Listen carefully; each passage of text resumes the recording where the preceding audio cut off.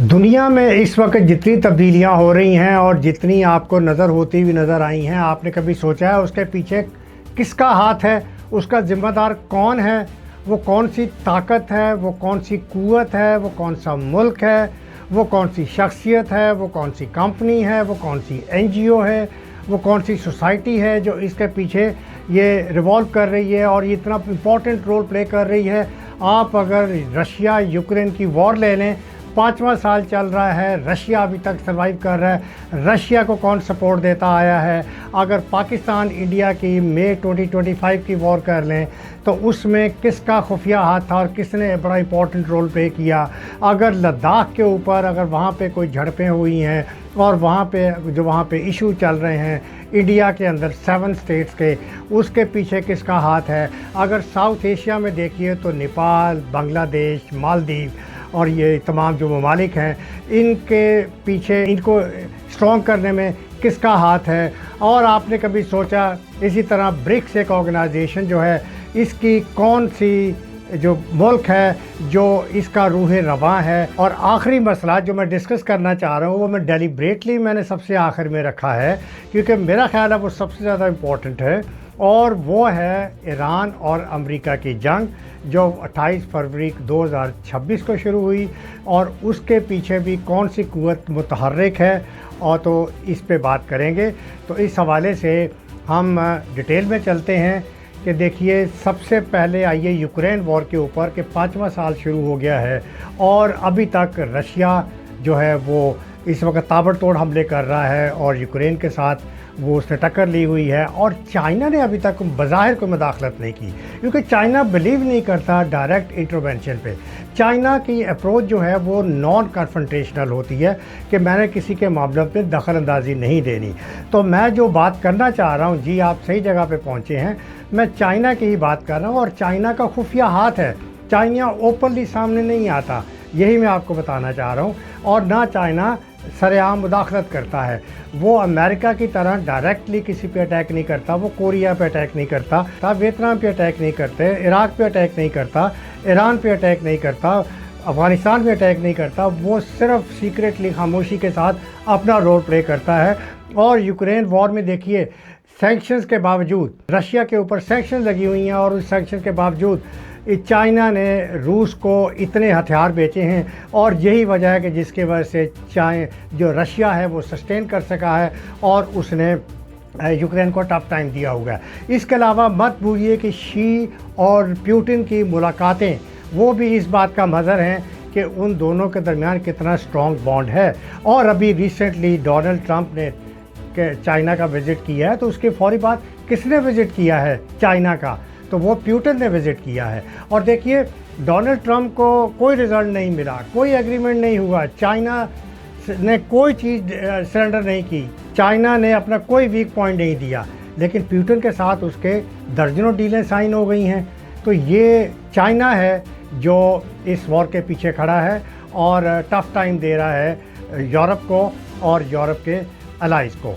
उसके बाद दूसरी तरफ चलते हैं। अगला जो इम्पोर्टेंट जो चाइना का रोल था वो इंडिया पाकिस्तान वॉर थी मई 2025 में, जिसमें चाइना ने अगेन देखिए किस तरह से पाकिस्तान को सीक्रेटली चाइना ने सब स्ट्रॉन्गली सपोर्ट किया। चाइना ने अपने JF-17 तैयारे पाकिस्तान को दिए, चाइना ने ड्रोन दिए, चाइनीज़ कंपनी AVIC ने हमारे एयरपोर्ट, हमारे एयर बेसिस के ऊपर उन्होंने चीज़ों को मॉनिटर किया। चाइना ने रडार सिस्टम दिया, चाइना ने बेदू 3 सैटेलाइट सिस्टम पाकिस्तान को दिया, चाइना ने HQ-9 मिज़ाइल जो है वो पाकिस्तान को दिए, चाइना ने PL-15 मिज़ाइल वो पाकिस्तान को दिए। तो चाइना ने इतना सीक्रेटली पाकिस्तान को रोल प्ले किया। चाइना की इतनी खुफिया सपोर्ट इसलिए पाकिस्तान को दी है कि चाइना इस खित्ते के अंदर कोई किसी भी तरह का इम्बैलेंस ऑफ पावर्स नहीं देखना चाहता, वो इस खित्ते के अंदर इंस्टेबिलिटी नहीं देखना चाहता, और इस हवाले से चाइना ने ये अपना रोल प्ले किया है और वो आइंदा भी रोल प्ले करेगा। उसके बाद हम चलिए ईरान पे आ जाते हैं। हालांकि मैंने उसका जिक्र तो सबसे आखिर में किया था, लेकिन मुझे इस वक्त ईरान US वॉर याद आ रही है। आप देखिए कि चीन ने मजम्मत की, अमेरिका ने जो अटैक किया ईरान के ऊपर, नंबर 1। नंबर 2, लेकिन चाइना ने फिर वही बात कि बराह रास्त मदाखले से गुरेज किया, डायरेक्ट इंटरवेंशन से गुरेज किया। तीसरी बात ये कि चाइना ने सीक्रेटली, कहा जाता है कि चाइना के ट्रांसपोर्ट एयरक्राफ्ट भी गए हैं और शायद वो वेपन्स लेके गए हैं ईरान के अंदर। चाइना ने ईरान को हथियार भी भेजे हैं। चाइना ने अपना बेदू 3 सैटेलाइट सिस्टम जो है वो भी दिया है। तो चाइना देखिए डोनाल्ड ट्रंप के आगे किसी भी तरह से नहीं झुका, ट्रेड के हवाले से नहीं रुका, टैरिफ के हवाले से नहीं झुका, मिलिट्री हवाले से नहीं रुका, ईरान जंग के हवाले से नहीं रुका। उसने स्ट्रेट ऑफ हॉर्मुज़ पे अमेरिका को सपोर्ट देने से इनकार कर दिया। उसने किसी तरह की डायरेक्ट मुदाखलत से उसने इनकार कर दिया। तो चाइना जो है वहाँ पे, हाँ चाइना ज़रूर सीक्रेट रोल ज़रूर प्ले कर रहा है और मीडिएशन का रोल भी प्ले कर सकता है, लेकिन चाइना ने डायरेक्टली कन्फ्रंट करने से इनकार कर दिया है। तो डोनाल्ड ट्रंप को भी मुंह की खानी पड़ी है कि चाइना से उनको कुछ नहीं मिला और चाइना ने अपनी जो पोजीशन ऑफ स्ट्रेंथ से नेगोशिएशन की है डोनाल्ड ट्रंप के साथ। अगला जो तनाज़ा मेरे जहन में आ रहा है वो लद्दाख का तनाज़ा है, वो गलवान वैली का तनाज़ा है। 2020 से चल रहा है इंडिया और चाइना के दरमियान, और वहाँ पे उस वक़्त इनकी ठीक ठाक झड़प भी हुई थी दोनों फ़ौजों के दरमियान, और वो तनाव जो है वो अभी भी बरकरार है। ये एक बहुत हाइट के ऊपर ये वैली है, कुछ 14, 15, 16 हज़ार की हाइट के ऊपर है, और यहाँ पे चाइना ने एक तो ये एरिया कंट्रोल में लिया हुआ है, दूसरा इंडिया को बैकफुट पे किया हुआ है, और तीसरा चाइना वहाँ पे ना सिर्फ इंफ्रास्ट्रक्चर बना रहा है बल्कि चाइना वहाँ पे अपनी बेसिस बना रहा है, और चाइना वहाँ पे सलामी स्लाइसिंग कर रहा है। सलामी स्लाइसिंग ये होते हैं कि छोटे छोटे स्टेप लेके अपना असल बड़ा ऑब्जेक्टिव अचीव करना। तो ये चाइना जो है वो लद्दाख में ये ऑब्जेक्टिव वो अचीव कर रहा है। उसके बाद चाइना का अगला रोल हम देखते हैं साउथ एशिया के अंदर, जिसमें बांग्लादेश के अंदर देख लीजिए चाइना किस तरह से सीक्रेटली बांग्लादेश के साथ इंगेज्ड है।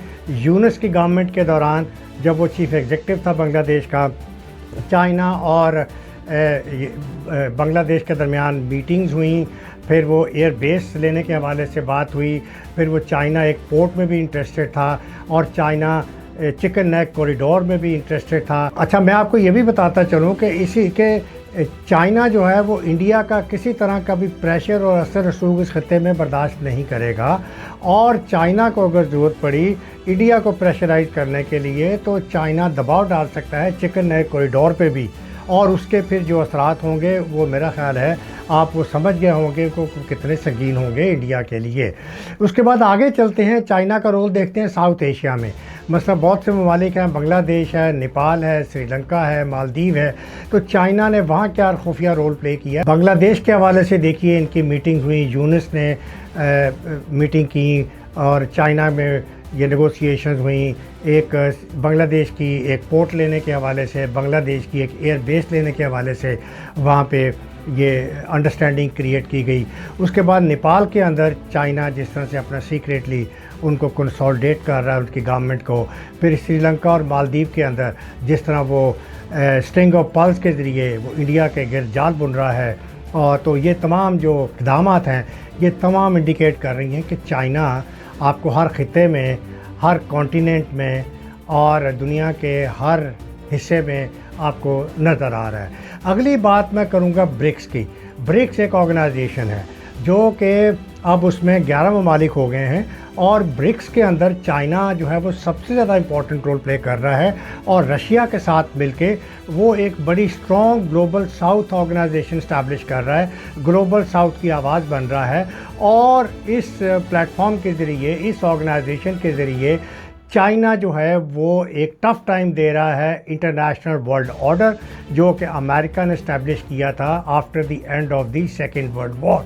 और चाइना इसी हवाले से global security initiative China launch कर रहा है, global development index China launch कर रहा है, और चाइना की कोशिश है कि इसी हवाले से पेट्रो डॉलर को रिप्लेस किया जाए नई करेंसी के साथ, ब्रिक्स करेंसी के साथ, और वो करेंसी युआन करेंसी भी हो सकती है। तो इस वक्त जो यूएस डॉलर की जो डोमिनेंस है दुनिया के अंदर, 50% ट्रेड डॉलर्स में होती है, 59% जो ग्लोबल रिज़र्व्स हैं वो डॉलर्स के अंदर हैं, यूरो के रिज़र्व्स 20% ہیں. جو جاپنیز ین ہیں اس کے ریزرو تقریباً 6% ہیں. یوان کے ریزروز ابھی 2% ہیں. لیکن یوان آہستہ آہستہ پیریٹیٹ کر رہا ہے, انفلوئنس بڑھا رہا ہے, اور یہ تمام ممالک جو ہیں یہ بڑا سیریسلی سوچ رہے ہیں کہ پیٹرو ڈالر کو ان سے ریپلیس کر دیا جائے. تو اس حوالے سے چائنا کا جو رول ہے اب پورے دنیا میں وہ کیا ہو رہا ہے کہ چائنا ایک بالکل اپنے ڈسٹنگوشڈ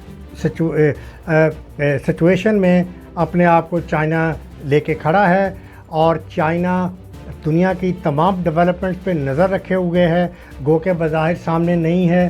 اور چائنا ایک طرف امریکہ کے گلوبل آرڈر کو دیکھ رہا ہے کس طرح سے اس کو فریکچر کیا جا سکتا ہے, دوسری طرف وہ روس کو پاورفل دیکھنا چاہتا ہے اور روس کو کمزور ہوتے ہوئے نہیں دیکھ سکتا, تیسرا وہ انڈیا کو اس خطے میں ڈومیننٹ قوت کے طور پہ وہ بھی نہیں دیکھ سکتا, چوتھا مڈل ایسٹ کے اندر اس کا بالواسطہ کردار ہے اور وہ کسی صورت میں ویسٹرن انفلوئنس یا امریکن انفلوئنس کا وہ جو اثر رسوخ ہے وہ اس کو برداشت نہیں کر سکتا.